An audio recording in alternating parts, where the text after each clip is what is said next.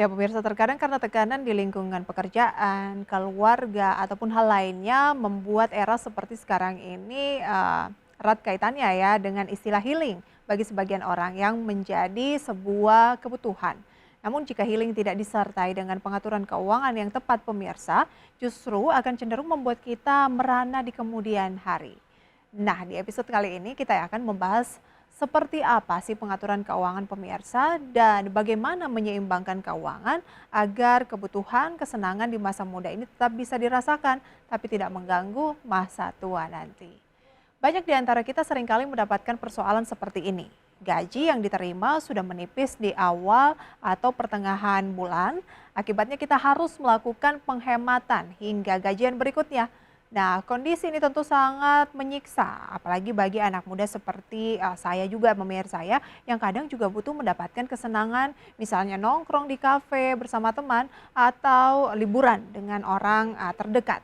Nah, di era sekarang ini generasi milenial dan mungkin generasi Z gitu ya, disebut memiliki kemampuan manajemen keuangan yang payah akibat gaya hidup yang cenderung boros dan juga tampaknya sulit untuk menabung. Di era teknologi seperti saat ini, internet telah memberikan kita akses lebih luas dan juga e-commerce memudahkan kita belanja tanpa mengenal batas.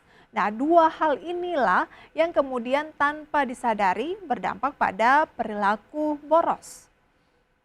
Pandemi COVID-19 ini sebenarnya bisa memberikan kita banyak pelajaran tentang pentingnya untuk pengaturan keuangan. Pandemi mengajarkan kita untuk bisa memprioritaskan hal yang lebih urgent. Kebiasaan traveling bisa ditunda dan anggarannya mungkin bisa dialihkan pemirsa untuk misalnya membeli vitamin, obat, dan lain sebagainya.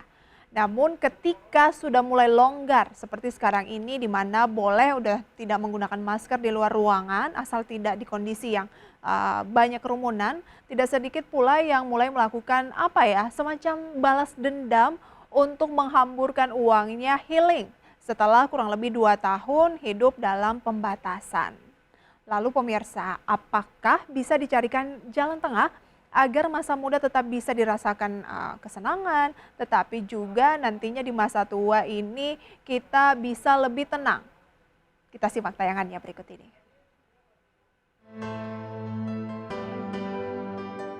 Bersenang-senang di masa muda tanpa harus mengganggu keuangan di masa tua, apakah bisa dilakukan? Hal ini mungkin jadi pertanyaan semua orang karena faktanya ketika boros di masa muda akan menanggung resikonya di masa tua. Tentu kita semua tidak ingin merasakan kondisi seperti ini nantinya. Karena itulah mengendalikan keinginan juga harus mulai dilakukan sejak dini. Karena akar dari segala keborosan itu adalah keinginan. Ketika kita sulit mengendalikan keinginan untuk mendapatkan baju baru, keinginan untuk liburan ke luar negeri, atau keinginan demi mendapatkan kesenangan lain, dijamin keuangan kalian akan cepat habis. Selain mengendalikan keinginan, hal penting lain adalah pengaturan keuangan yang tepat. Selain itu, hidup secukupnya juga akan mengatur keuangan kita baik secara harian, mingguan, atau bulanan. Jika kita bisa mengatur keuangan, tahap selanjutnya adalah menyisihkan keuangan kita untuk ditabung atau diinvestasikan.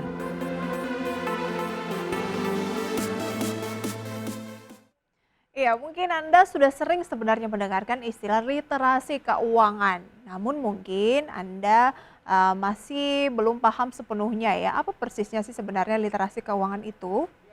Literasi keuangan adalah suatu rangkaian proses atau kegiatan untuk meningkatkan pengetahuan, keterampilan, dan juga keyakinan konsumen maupun masyarakat agar mereka mampu mengelola keuangan pribadi dengan lebih baik. Dalam konteks literasi keuangan, pengetahuan mencakup pemahaman mengenai berbagai hal yang terkait dengan masalah keuangan. Misalnya seperti pengenalan mengenai lembaga jasa keuangan, kemudian apa saja produk dan jasa keuangan itu, fitur-fitur yang melekat pada produk dan juga jasa keuangan, serta manfaat dan risiko dari produk dan jasa keuangan tersebut, juga hak dan kewajiban sebagai konsumen pengguna jasa keuangan. Lalu pemirsa, mengapa literasi keuangan diperlukan? Ya, karena literasi keuangan bisa membuat masyarakat ini dapat mengelola keuangan dengan lebih baik dan juga meningkatkan pendapatan tersebut tidak hanya sekedar dihabiskan untuk hal-hal yang sifatnya lebih ke konsumtif atau sesaat saja, melainkan untuk investasi yang mungkin lebih produktif yang memang kita butuhkan di masa yang akan datang. Dengan literasi keuangan, kita akan bisa membuka opsi untuk memulai investasi. Kenapa investasi ini penting? Karena investasi bisa menghasilkan passive income buat kita. Artinya kita akan mempunyai penghasilan tambahan selain penghasilan yang didapat dari gaji bulanan ketika kita bekerja. Investasi membuat uang ataupun aset kita menghasilkan uang sementara kita tidak perlu melakukan apa-apa. Jadi uang kita yang bekerja untuk kita, kurang lebih seperti itu. Dan menjadi milenial yang cerdas harus terus ditanamkan dalam diri kita masing-masing untuk membekali diri dengan literasi keuangan yang cukup ataupun yang baik. Diharapkan kita bisa lebih bijak dan juga menjaga cash flow keuangan kita dengan seharusnya dengan menyeimbangkan pemasukan dan juga pengeluaran. Lalu pemirsa, kita juga harus memperbanyak nih passive income. Bukan tidak menutup kemungkinan kan kita bisa mendapatkan financial freedom di kemudian hari dengan umur yang mungkin bisa dibilang masih tergolong muda dibandingkan dengan rata-rata orang pada umumnya. Nah, gimana sih caranya? Kita akan simak kembali tayangannya berikut ini.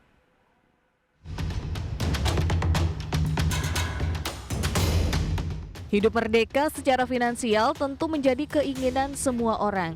Istilah kemerdekaan finansial banyak digadang-gadang sebagai salah satu tujuan hidup di masa usia produktif. Sayangnya, untuk mewujudkan kemerdekaan finansial tidak semudah yang dibayangkan. Seseorang yang punya kebebasan finansial bisa dicirikan dengan tidak banyak utang, hidup dengan pantas dan berkecukupan, hingga tidak adanya keterbatasan untuk memperoleh financial goal. Sayangnya, tidak semua orang bisa mencapai kondisi tersebut.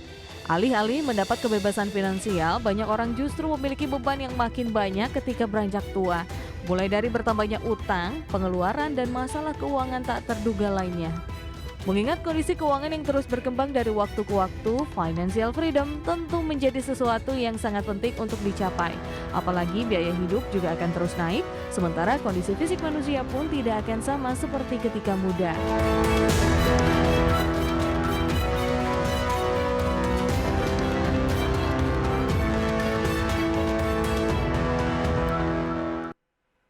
Memang uang bukan segala-galanya pemirsa dan tidak serta-merta menjamin kebahagiaan. Namun semua orang pasti menginginkan adanya kebebasan finansial.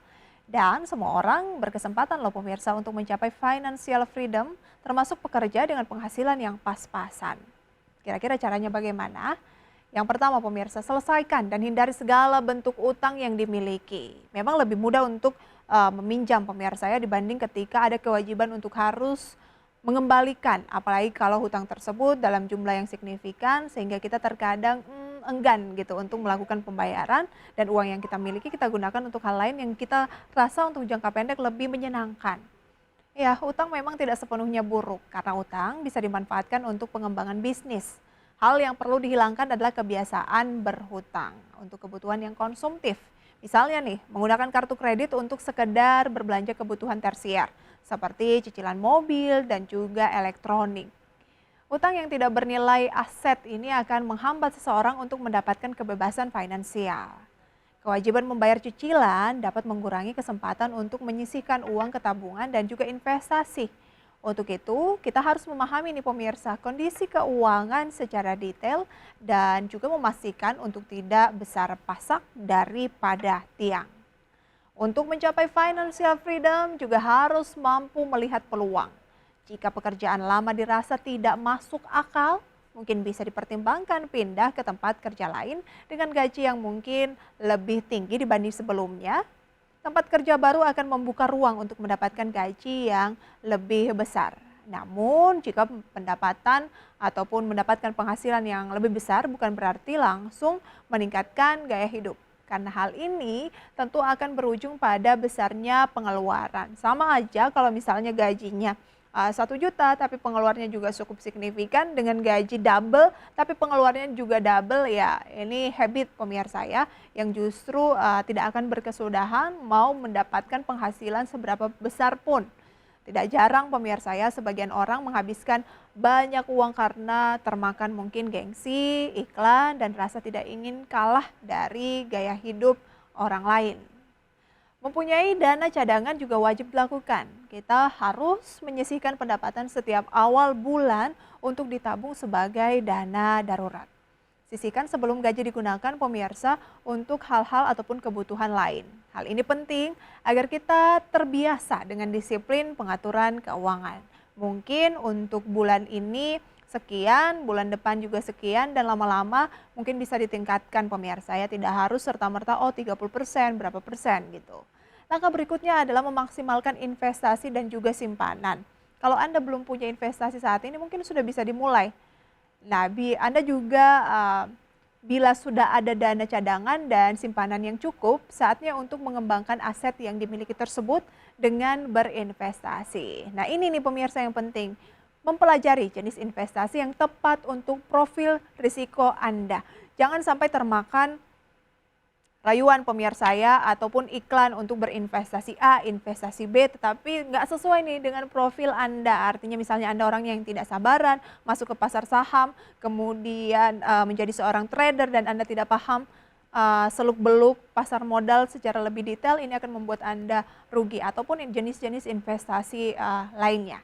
Tentu saja literasi keuangan di sini juga penting agar kita tidak terjebak dalam investasi bodong. Jadi pemirsa, dengan pengaturan keuangan yang benar, kita bisa menyeimbangkan nih antara kebutuhan untuk kesenangan dan juga kebutuhan pokok. Di usia muda bisa senang, tetapi juga di usia tua tetap bisa tenang. Karena saya yakin itu adalah cita-cita dan harapan dari mayoritas orang di Indonesia, termasuk saya dan Anda pemirsa ya. Semoga ini bisa menjadi referensi Anda dalam berkarir, berbisnis, ataupun menjalani kehidupan sehari-hari untuk mulai lebih banyak memahami terkait dengan literasi keuangan, dan yang terpenting adalah mempraktekkannya pemirsa ya, karena kuncinya adalah di action. Kami akan kembali dengan informasi lainnya usai jeda pariwara berikut, tetaplah di IDX Conversation Closing.